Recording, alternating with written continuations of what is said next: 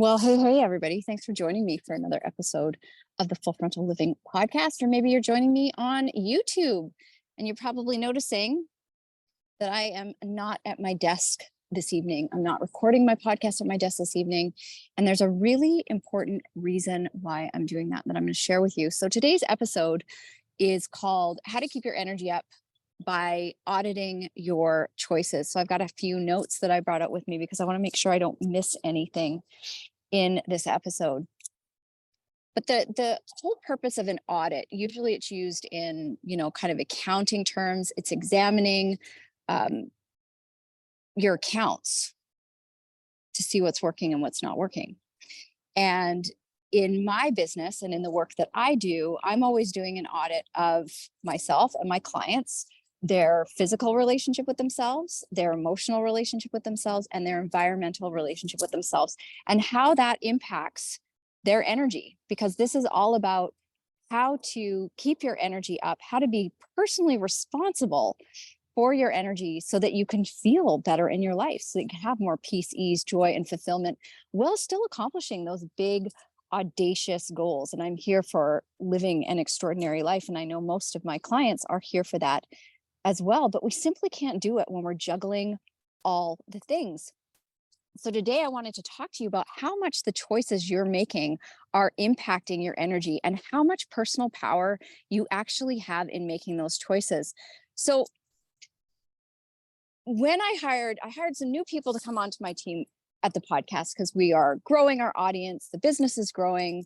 I'm wanting to meet new and interesting people. I want to have more people come into my business and really wrap their arms around this work because it is so transformational. It is so transformational. So to understand that you can still be a very high achieving go-getter, still have that ambition and drive, but without all the personal sacrifice is so powerful. And so many of you are working from such an outdated definition of performance.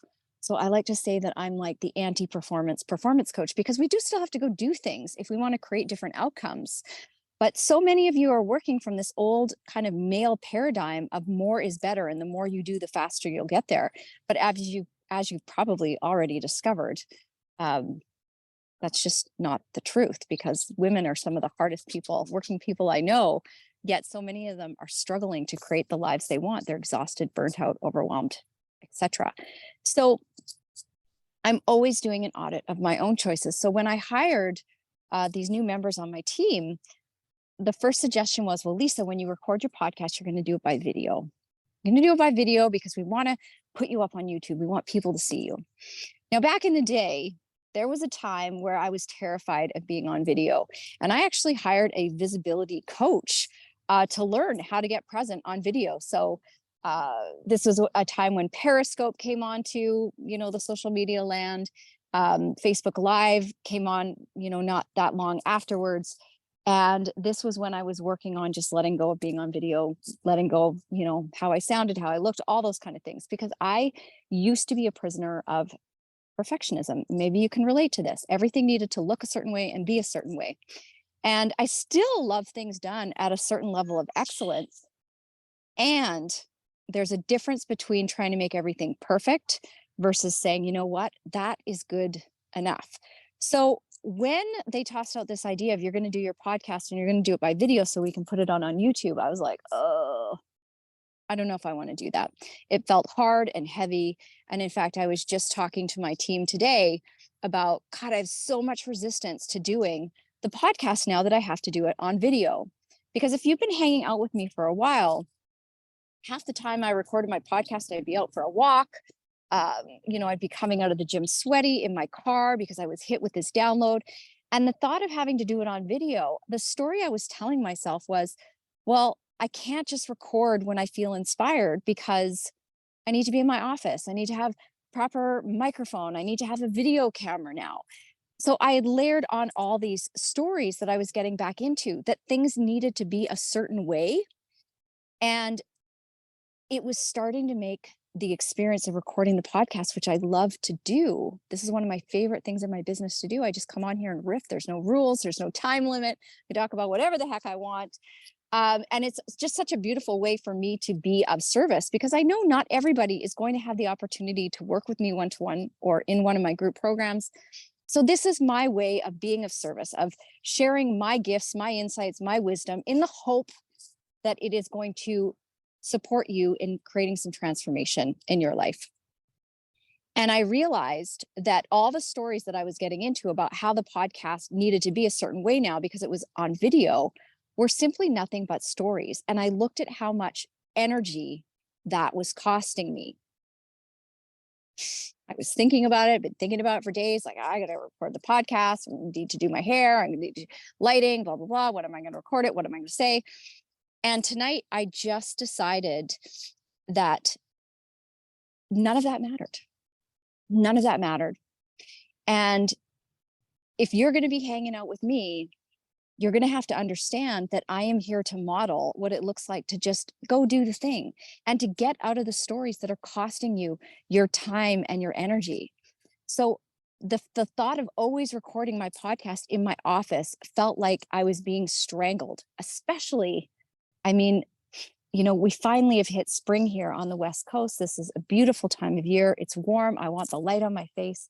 I want to be sitting outside. And it dawned on me like, why can't I just go do that? Why can't I just record this video down by the water, cars going by, doing what I've always done, which is focusing on how I want to feel in my life when I'm producing content, when I'm doing my work, how I want to feel when I'm with my clients. And this is where you also have the power of choice. What are the stories you're telling yourself about how things need to be this way or that way in order for you to move forward? And what is that costing you? Are things in your life feeling hard and heavy because you feel like you don't have a choice? Because we always have a choice. So for me, the choice was looking at, well, what is causing me to believe that I need to do it in my office and have the lighting and have the proper podcast mic? And it came back to wanting to get it right, wanting to make it perfect, wanting to avoid being judged. But what it was really costing me was the joy and the excitement and the fulfillment that I get from just sitting down and recording and not caring whether or not I'm looking at the camera or talking too much with my hands or saying the right words. It's so fascinating how we, me included, you as well, can so quickly go back into old ways of being and old habits.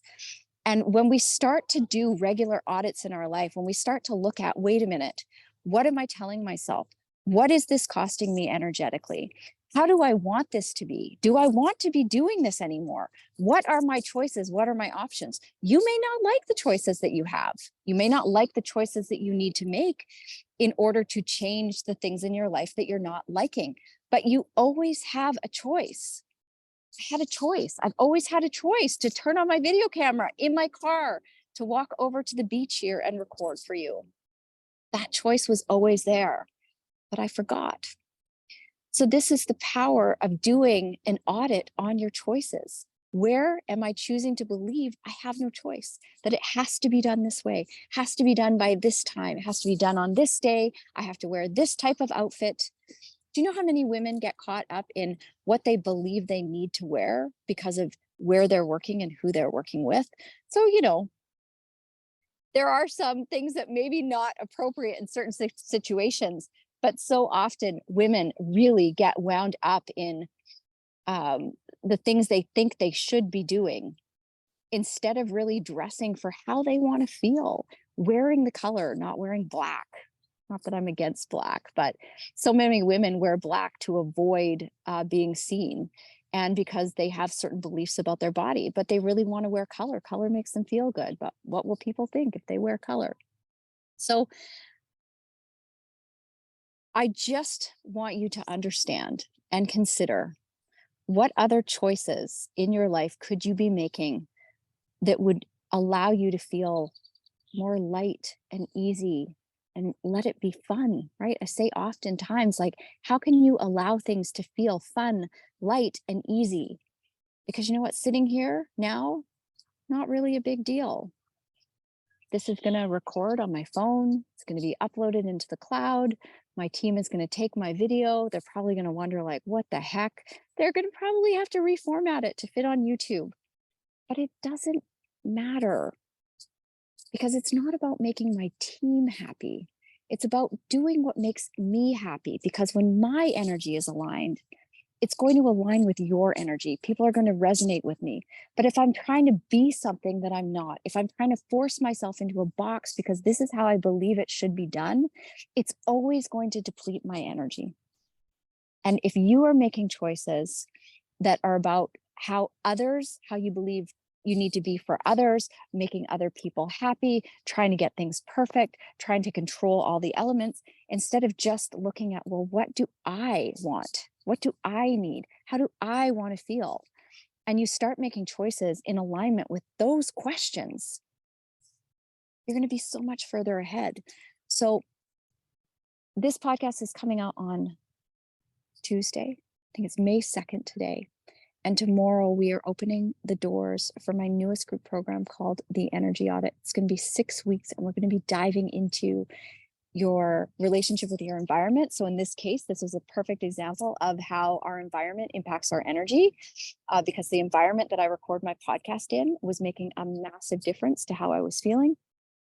We're going to dive into your relationship with yourself, your emotions, your thoughts, your beliefs. We're going to talk about, how do you want to feel? What does that even look like? What behaviors are you getting into that may not be serving you, like control, like perfectionism? And you may not even see it as control or perfectionism, because you may be telling yourself, well, wait a minute, Lisa, like, I want things to be a certain way. Now, I'm not saying do crappy work, but there's a difference between getting locked in this place of perfectionism, which literally paralyzes you, because how do you even measure that? How do you measure if it's good enough? How do you measure if it's perfect enough? Or maybe you're getting into thoughts and beliefs around your role and responsibility in caring for other people. Maybe you're getting stuck in feelings of resentment because you're doing so much for everybody else and you're getting the scraps of your life. And nobody is going to make you a priority unless you choose to make yourself a priority. But that's going to require some letting go and radical personal responsibility for what you want in your life and how you want to feel. And then we're also going to dive into the physical relationship we have with yourself, because listen, at the end of the day, whether you're a CEO or an entrepreneur or just a mom who wants more in her life, because listen, momming is probably the hardest job. This physical package that you get is what allows you to live your life. Your body is working so hard for you every day. And we have to look at, what kind of relationship are you having with your physical well-being? Because you cannot perform at your best if you are not taking care of yourself. And this doesn't mean living on chicken and rice and vegetables, but it does mean taking a hard look at your relationship with rest, your relationship with nutrition, and your relationship with yourself, the thoughts that you are thinking about your body. Because things we love and we value, we take care of. And that starts with you. So these are all the elements we're going to cover. We're going to dive into what it means to take personal responsibility for each of them without getting into overwhelm, because it really is about letting go of the stuff that isn't going to be a priority, so that you can put more focus and attention on the things that are, so that you can have more of what you want. So I hope you enjoyed this episode.